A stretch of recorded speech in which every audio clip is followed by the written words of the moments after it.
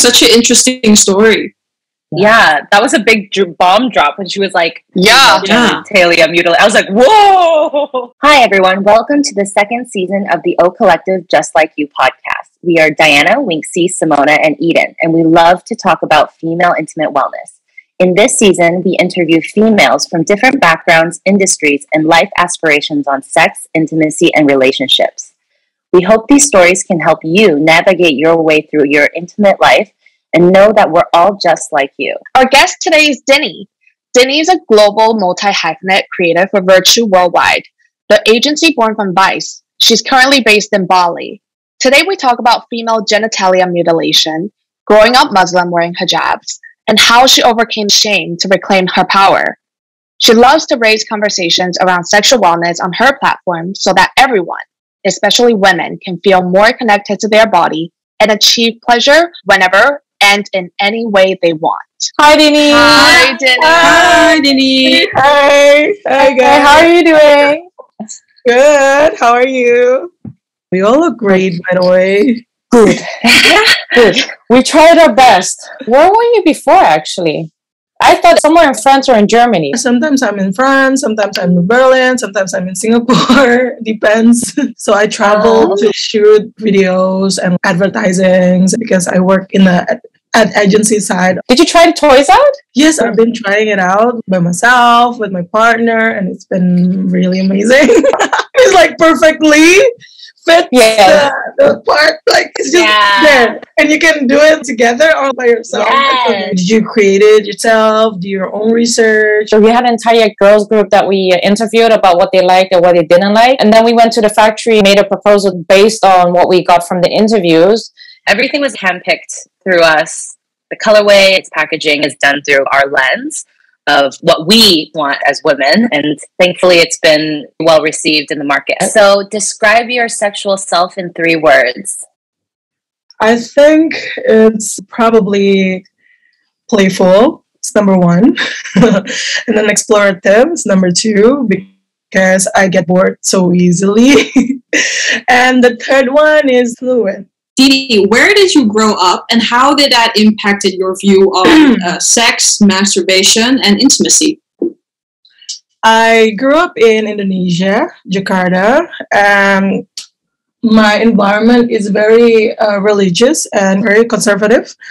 And as a young woman, we cannot really show our sexuality like that much. And also, actually, a few weeks ago, I just found out that my mom actually did a really small FGM procedure on me when I was a baby. Do you guys know FGM?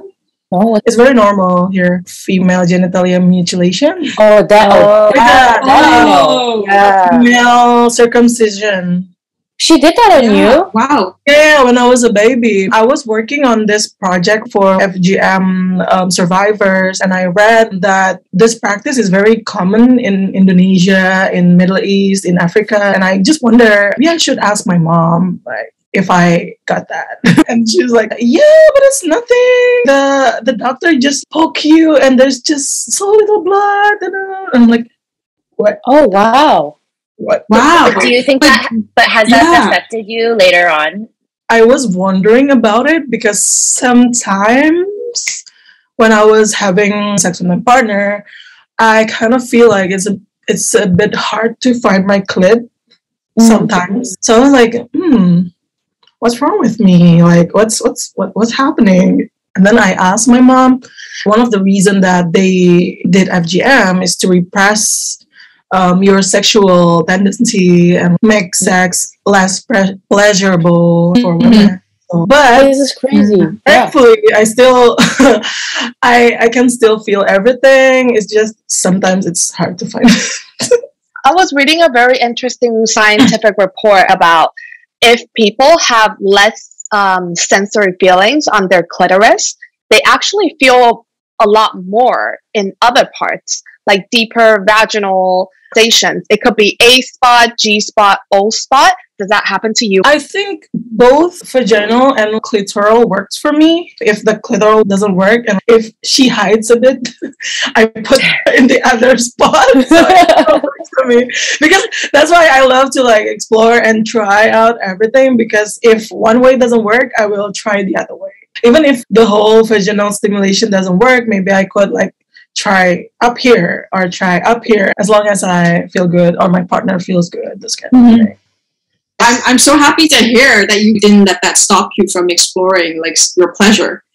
Totally. After that conversation with your mom, what was it like? Did you feel angry with her? Did you feel a little bit upset? How did the conversation end up? At first, when I heard that, actually the room was spinning. I was like, what? Yes. Like, you know, I've been working on this project for a while and I've been reading about it, and turns out I'm one of them. I was like, what is this? But this hit so close. Yeah. It's so close. Even like my sister also got it. So it's a normal thing here. It's very religious, outdated religious practice. Are they opening up this conversation right now, though, in Indonesia? Not really, but a lot of people are starting to not do that anymore because it's kind of outdated already. Mm-hmm. And thank God there's a range, right, of FGM. There are other procedures that way worse than mine. So I'm kind of relieved as well that I didn't get the scary ones. And maybe I was just just like scratch on my vagina. In Indonesia, do they also carry out different ones? All the female babies get the ones that you get? Or does that differ again? Mostly it's the one that I get. Mostly it's just like to scratch the clit a bit, like to just cut the tip a bit. It's like male circumcision, but for female. They just think that, male got that and female should too. Because conversation around sex, masturbation, and intimacy is not that common here. Feels very exciting for me in a way. My parents is very strict about religion, about everything. I wore hijab for 6 years before because my parents, it's mandatory in my family. But then after I lived by myself, they finally understand. Like, they cannot control me that way, you know? No, definitely. Are they okay with that right now? They're pretty religious and pretty strict, right? And then now you're your own self, free, independent woman, which is good. How do they look at that? Totally. It's a long fight for sure. It's a long, mentally and physically heavy type of fight. But thank God I went through it. It shapes who I am right now. It's been really amazing so far, and that's why I want to use my experience to inspire young women, especially in Indonesia, to just own their sexuality and just believe in themselves, like whatever the society tells them to do and not to do, and just do whatever you want. I think this is super powerful for a lot of young women in Indonesia. So for them to get to the point where you are, there are probably obstacles in the way. Fear, the reaction of society or their parents. Maybe it's also not loving themselves enough yet to go into that direction. Do you have any insights or tips on to get where you are right now for those women?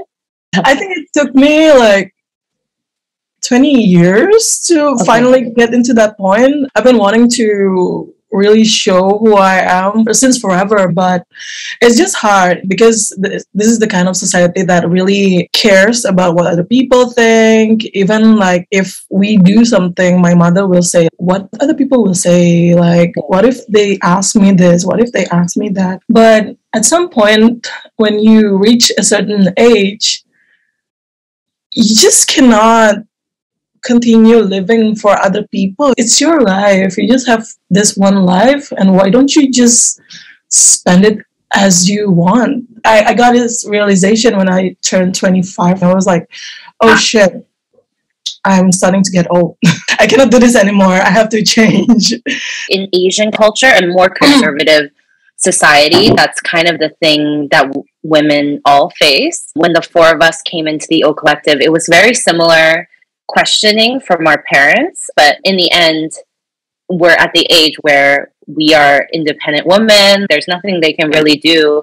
And when they finally see the things that we're doing, they realize this is actually not as bad or dirty or naughty as they thought. For example, my dad was very concerned about what we were doing in the beginning, but then he saw the content we were sharing. It was very sexual education driven. It was very empowering for women in itself. And he then realized and called me to say, like, oh, I'm actually very supportive of what you're doing now, because I realize this is something that society needs to better on. And this is something that we've been shied away from, that if not now, then who knows when. So he was like, you should go back to school to even make your education stronger to help this category. I have a question. Now that you're on this mission of trying to spread sexual wellness positivity and then independence and then how you've regained your strength with your body, is that what got you into the media industry?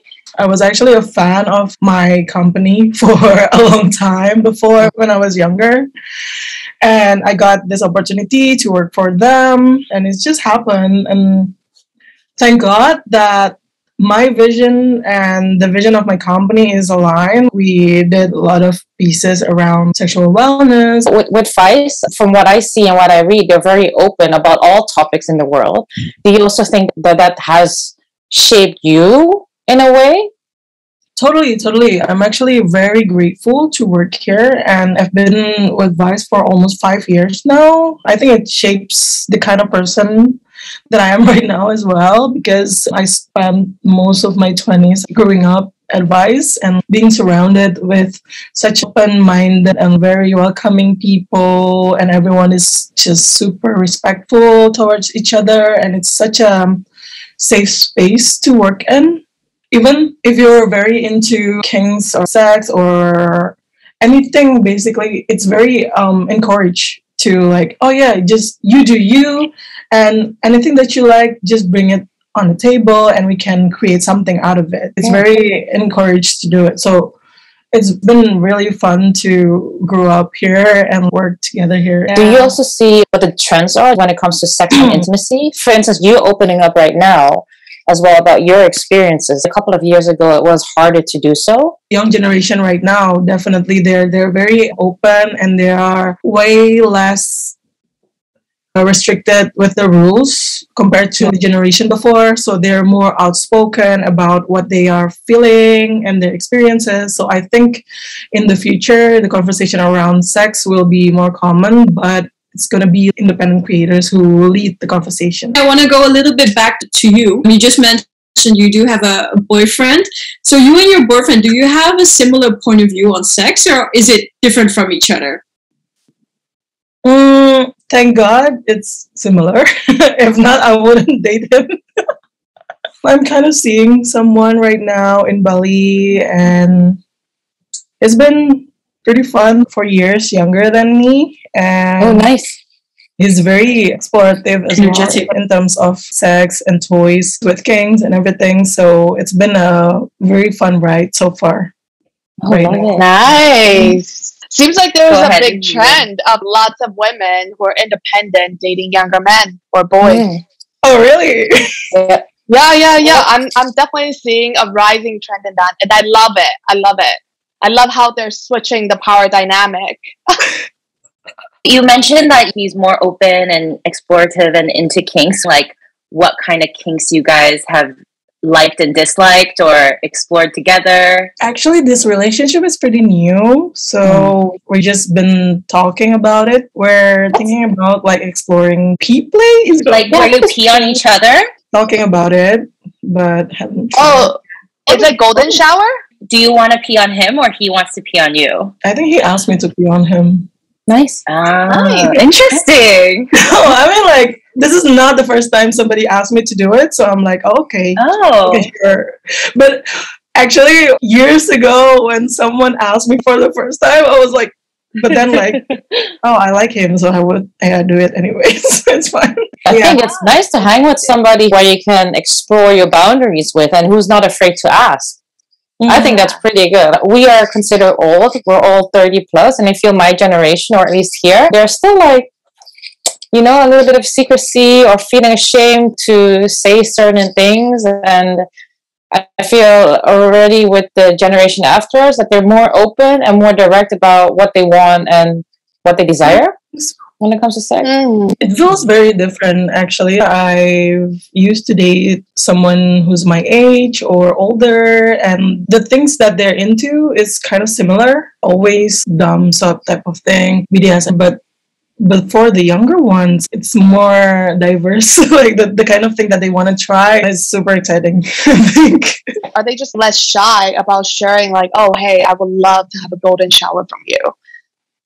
And not feeling judged. I think it's also because the kind of person that I attracted usually more artsy type of person. So maybe they're just different in a way.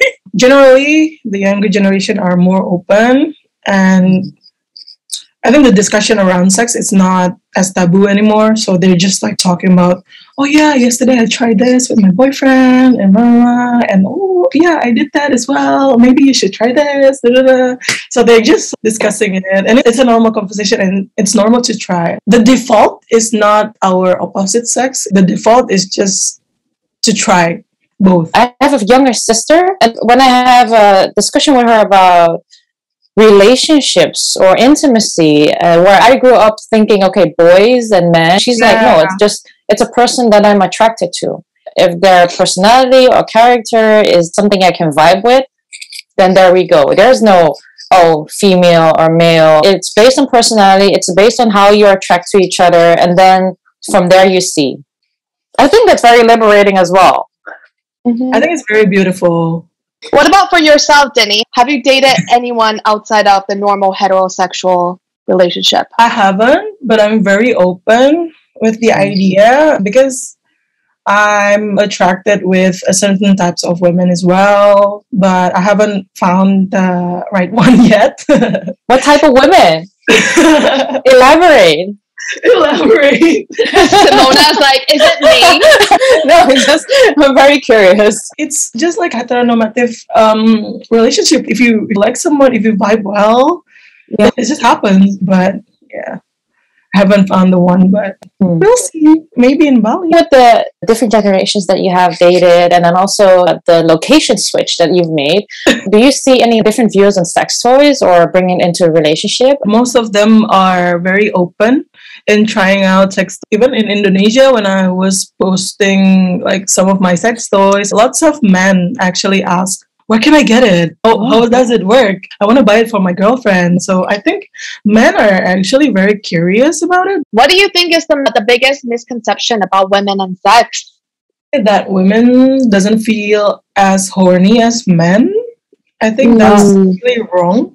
I wanted to create this t-shirt called "Being Horny is Okay," and like because I know that women feel horny the same way as men, but we cannot really show it as much as, and that's the biggest misconception about it. Totally agree.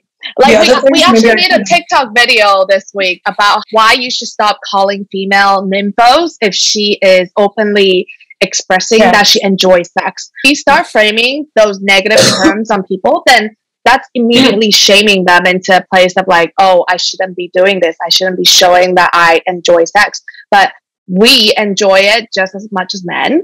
And women can even have not just one orgasm like most men can. We can have multiple orgasms, blended orgasm, all sorts of orgasm from all different spots. So we can keep on going and going and going. We can also be insatiable, and that's completely okay. But it just takes time, and it takes more people like you to just say, hey, I'm horny and I want sex, and I want as much sex as possible until I'm satisfied. And that's completely fine. And you're not an nympho. You're completely fine. You're a well-respected, independent woman doing a dope-ass job and traveling across the world. Yeah, a normal human being. You know, actually, I saw on TikTok, Instagram in Indonesia, even women who wear hijab are sharing sex tips after they got married. So they feel like they get the pass to talk about it after they got married. And it's very dirty. they're using all these innuendos. Sometimes it's very cringy, but I know what that means. So women in Indonesia are pretty liberated in their conservative way, right? Like they have their outlet to show. Maybe after a certain milestone. Yeah. Because if they're talking about it before marriage, people will think, oh, why are you talking about it? You shouldn't be doing that because you shouldn't be having sex before marriage. And then after they get married, they just like, we're they have their own term. They're calling themselves soleha. So in Islam, if you are very religious, you will be called soleha. And they're calling themselves soleh hot. So it's like soleha and hot and sexy. Like you're witty. I'm cheerleading through this entire conversation, how we're opening up, how you're opening up, but also hijabi women in Indonesia. Yeah. Love it. It's like another step again, just opening up about sex in general, even if it's after marriage. Mm-hmm. And I think those kind of people also very open in playing with toys and trying out new things because they're actively finding new ways to please their husband. Is it about pleasing their husband, or is it also about pleasing themselves?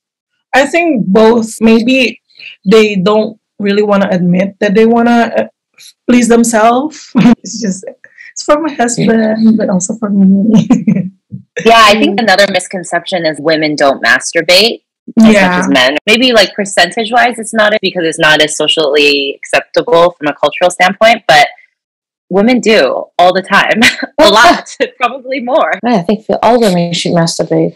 That's the crazy thing. I would assume that everybody masturbates, but then I talked to some friends, and then some of them were like, yeah, no, I never not masturbate. No, it's not my thing. Actually, this brings me back to your question about what shapes me into the girl that I'm today. Revolution starts from the bedroom. I truly understand my body and I truly understand what I want and how can I make myself feel good. It's getting projected in my daily life as well. It makes sense what you're saying, that you're exploring yourself in the bedroom. You feel more confident with yourself. You know what you want and with your body. And that's that also how you bring it into work to your family, because you're already that confident with yourself, right? You know what you want and what you like.